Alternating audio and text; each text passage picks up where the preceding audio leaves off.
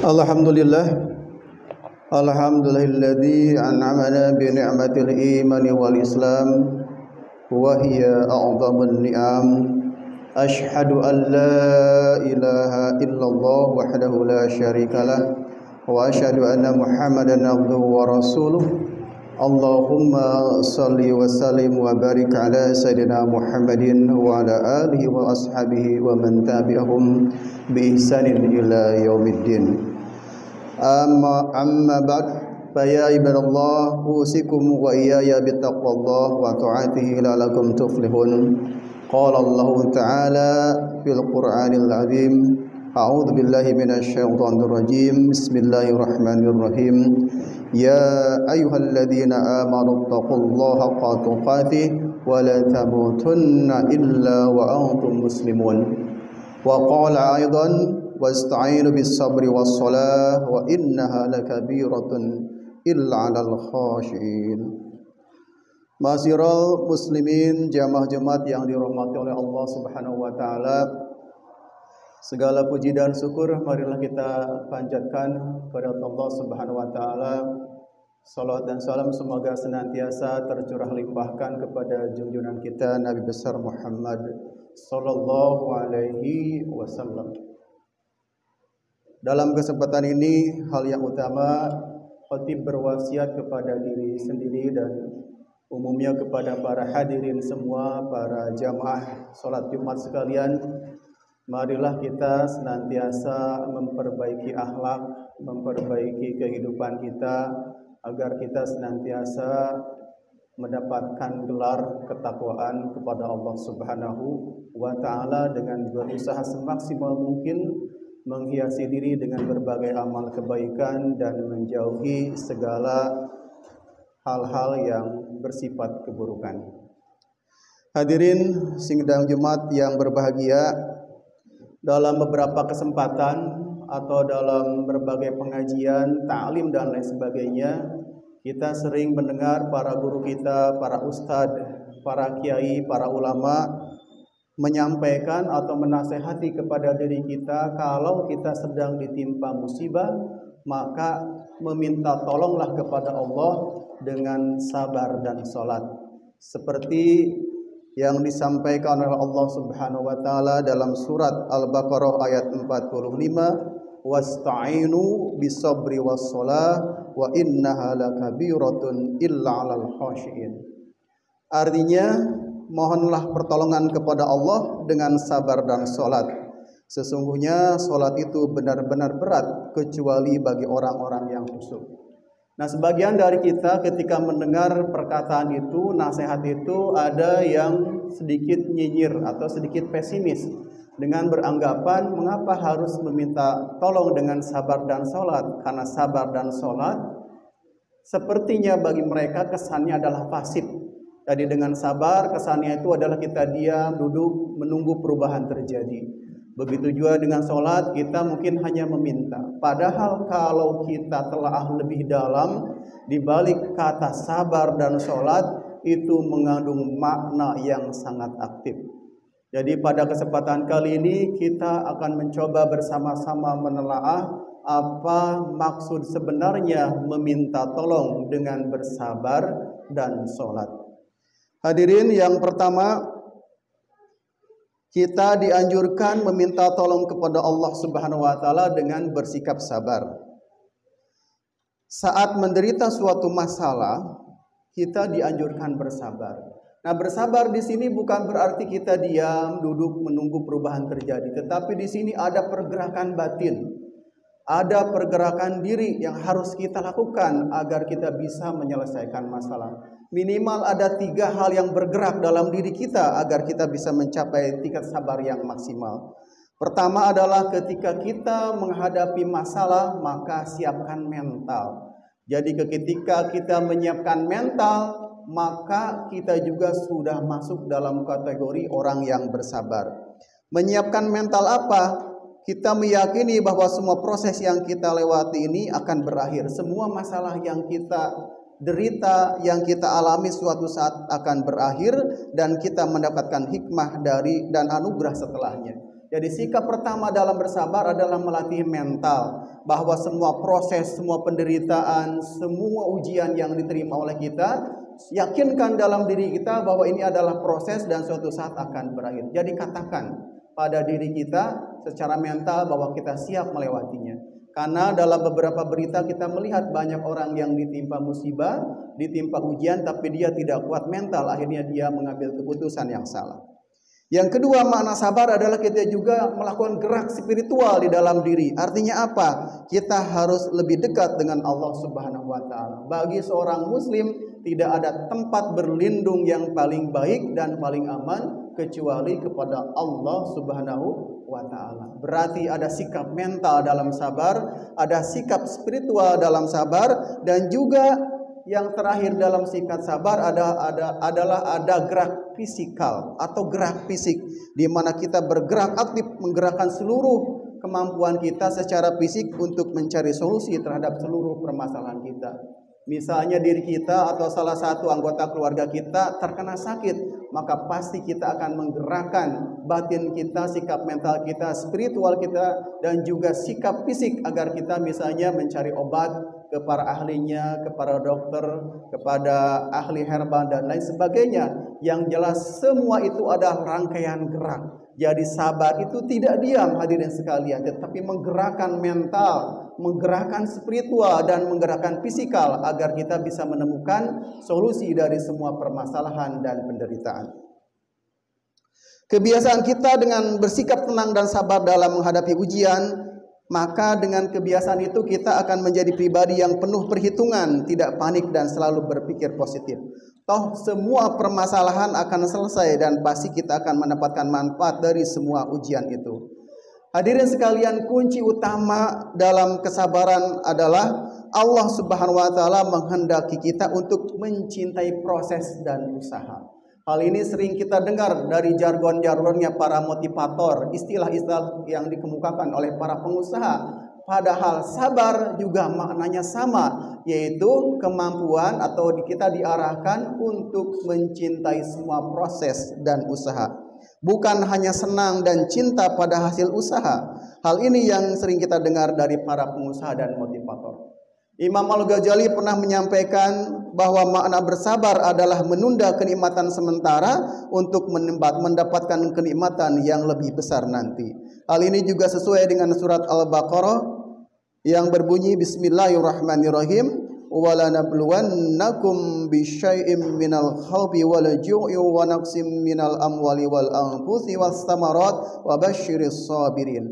Dan sungguh akan kami berikan cobaan kepadamu dengan sedikit ketakutan, kelaparan, kekurangan harta, kekurangan jiwa dan buah-buahan, dan berikanlah berita gembira kepada orang-orang yang bersabar. Sebetulnya sudah sangat jelas dalam redaksi tadi. Jadi kita akan mengalami ujian, kita akan mengalami penderitaan, kita akan mengalami kesusahan. Kita terima semua itu, kita jalani semua itu dengan seluruh kemampuan kita secara mental, secara spiritual dan fisikal. Karena ujung-ujungnya wabasyiris sabirin, dan berikanlah kabar gembira kepada orang-orang yang sabar. Misalnya anak-anak kita berkeluh kesah dengan ujian, berkeluh kesah dengan tugas-tugas di sekolah atau di pengajian, sampaikan kepada mereka untuk mencintai prosesnya, karena ujung-ujungnya suatu saat nanti mereka akan mendapatkan kegembiraan berupa mendapatkan ilmu dan kemudahan. Hal inilah yang perlu kita sampaikan. Nah, sekarang kita sudah tahu teknik-teknik memotivasi.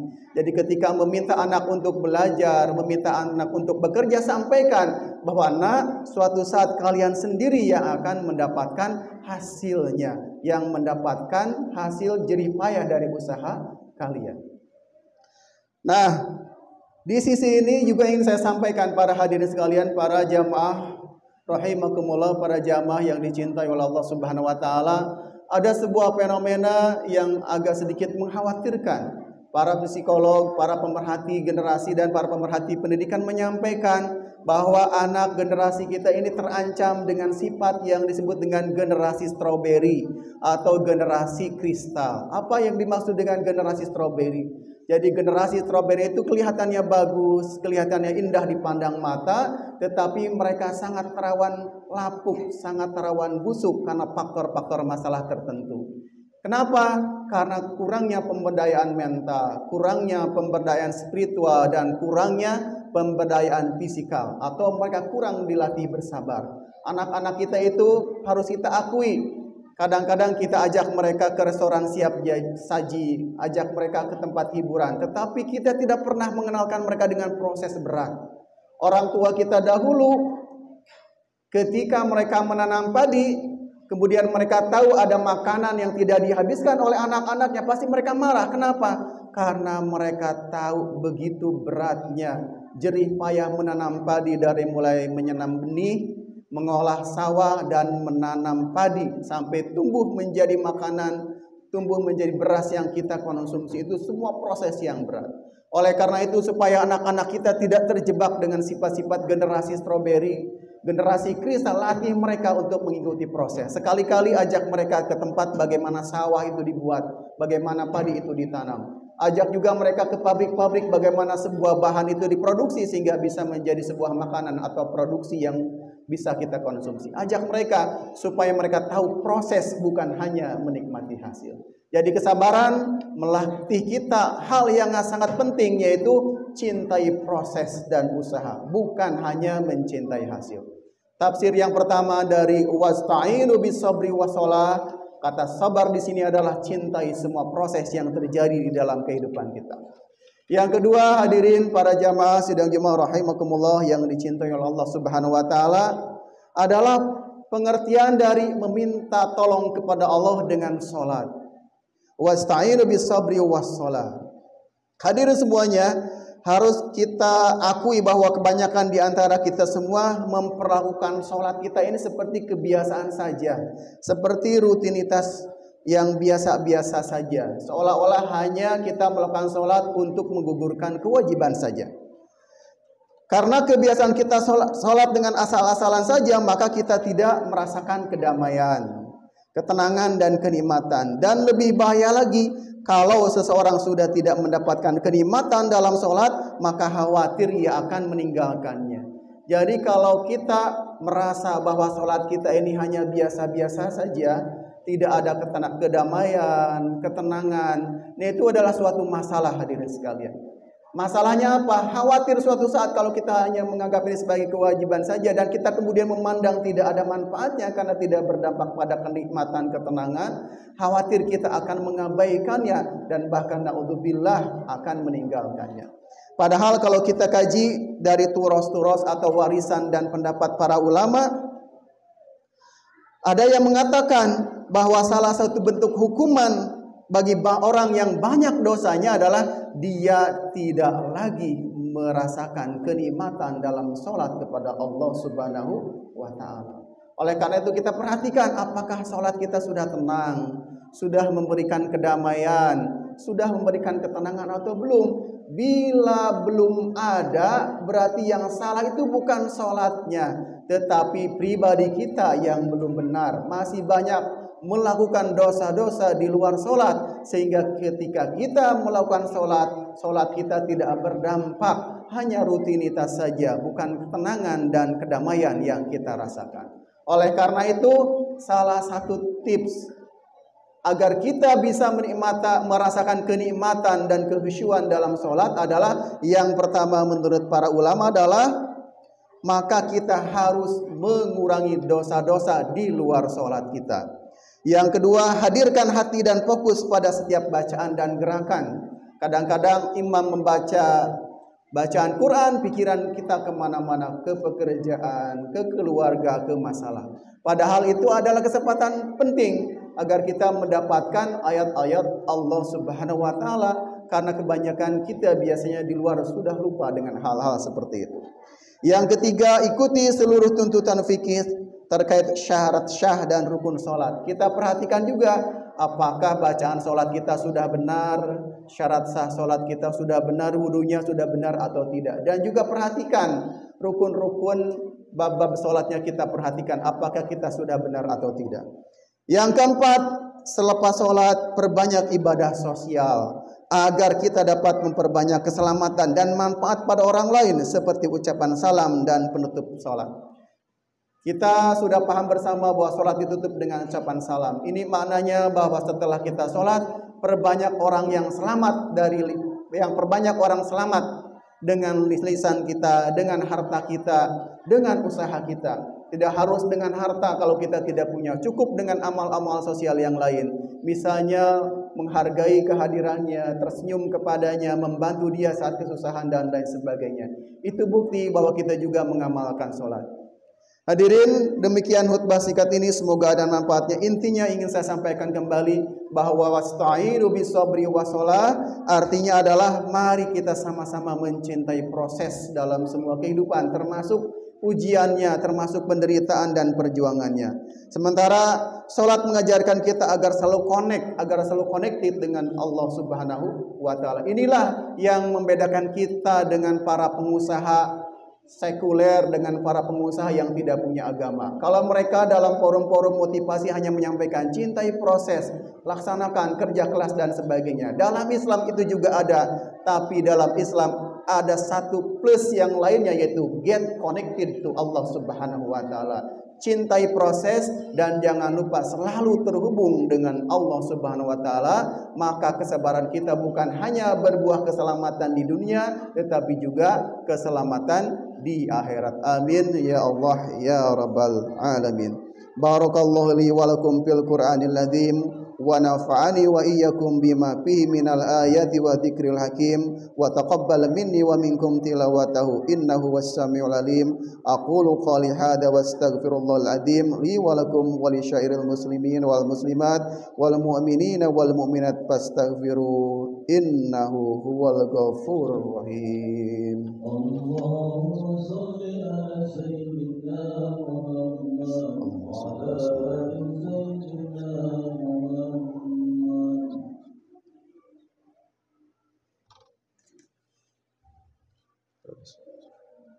Alhamdulillah hamdan katsiran kama amar. Asyhadu an la ilaha illallah wahdahu la syarikalah irghaman liman jahada bihi wa kafar. Wa asyhadu anna sayyidina Muhammadan abduhu wa rasuluh sayyidul khalaiqi wal bashar. Sallallahu ala sayyidina Muhammadin wa ala alihi wa sahbihi ajmain wa salim tasliman katsira. Ya ayuhan nasu taqullaha wa fa'al khair wajtanibu anis sayyi'at innallaha wa malaikatahu yusholluna 'alan nabi ya ayyuhalladzina amanu shallu 'alaihi wa sallimu taslima fajibullahi ibadallah ila ma'da'akum wa sallu wa sallimu 'ala man bihi hadakum. Allahumma shalli wa sallim wa barik 'ala sayyidina Muhammadin wa ala alihi wa sahbihi ajmain wa ala tabi'in wa tabi'it tabi'in war'anna mahum bi rahmatika ya arhamar rahimin. Allahumma ghfir lil mu'minina wal mu'minat wal muslimina wal muslimat al ahya'i minhum wal amwat innaka samiun qaribun mujibud da'wat. Allahumma ansur ummata sayyidina Muhammadin, Allahumma aslih ummata sayyidina Muhammadin, Allahumma arham ummata sayyidina Muhammadin, Allahumma ansur man nasaraddin wahdul man khadala muslimin waj'al baladatan Indonesia hadi baladatan aminah mutmainnah wa sair buldanil muslimina amatan. Allahumma adfa' annal ghala wal bala wal waba wal fahsya wal munkar wal bag wa sifal muhtalifa wa syaida wal mihan wal fitan ma dhahara minha wa ma batan min baladina hada khassa wa min buldanil muslimin amatan innaka ala kulli syai'in qadir. Rabbana ighfir lana wa li ikhwanina alladziina sabaquna bil iman wa la taj'al fi qulubina ghillan lil ladziina amanu rabbana innaka ra'ufur rahim. Ibadallah innallaha ya'muru bil 'adli wal ihsan wa ita'i dzil qurba wa yanha 'anil fahsya'i wal munkari wal bagyi ya'idukum la'allakum tadhakkarun wa qul adim yadhkurkum was'aluhu min fadli yu'tikum wa yahdikum wa la dzikrullahi akbar. Aqimis shalah.